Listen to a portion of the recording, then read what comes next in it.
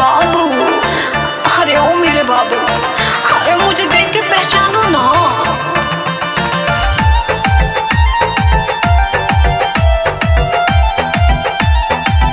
Music by गौरव रोशन।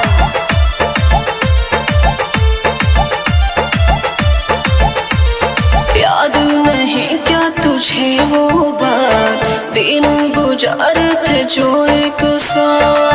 थोड़ा पहचानता हूँ लेकिन ठीक से याद नहीं है। हाँ थोड़ा थोड़ा पहचानता हूँ, ठीक से तुझे नहीं जानता हूँ।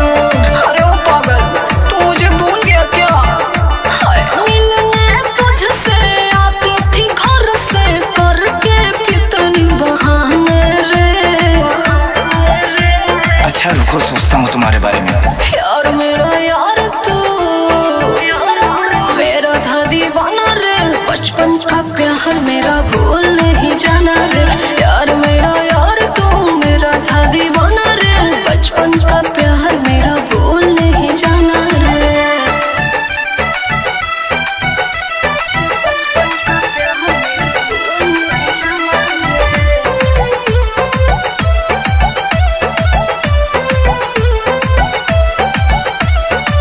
क्या तुझे वो याद नहीं जो साथ हमने बिताया है? पहले ये बताओ तो, किसकी बेटी हो तुम बोलो, क्यों ना मुझको बताया है। अरे ओ पागल, मैं तुम्हें अपने प्यार की याद दिला रही हूँ और तुम्हें मेरे पापा की पड़ी है।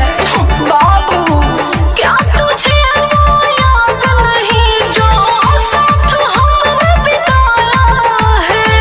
किसकी बेटी हो तुम बोलो, क्यों ना मुझको बताया है।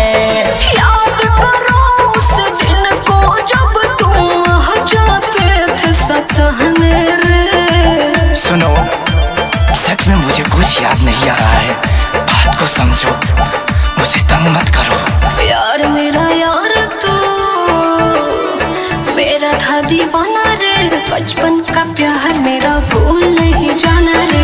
यार मेरा यार तू मेरा था दीवाना रे, बचपन का प्यार मेरा भूल नहीं जाना रे।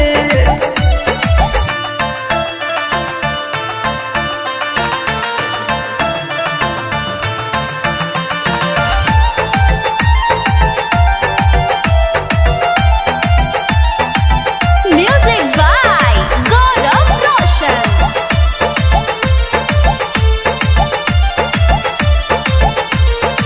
मेला बाबू मेला सोना, मुझसे प्यार तू करता था।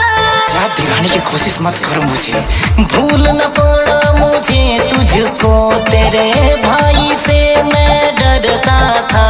अरे क्या तुम्हें याद नहीं है कैसे बचपन में मेरी चॉकलेट छीन के खा जाया करते थे? मेरी मजबूरी को समझो। मेला बाबू मेला सोना, मुझसे प्यार तू करता था। भूल न पड़ा मुझे तुझको, तेरे भाई से मैं डरता था। ब्यूटी कहती थी मेरे चंदन कितने थे अफसाने रे। सुनो, मैं सब कुछ भूल चुका हूँ। मुझे फिर मुसीबत में नहीं पड़ना है।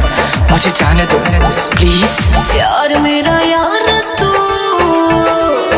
मेरा था दीवाना रे, बचपन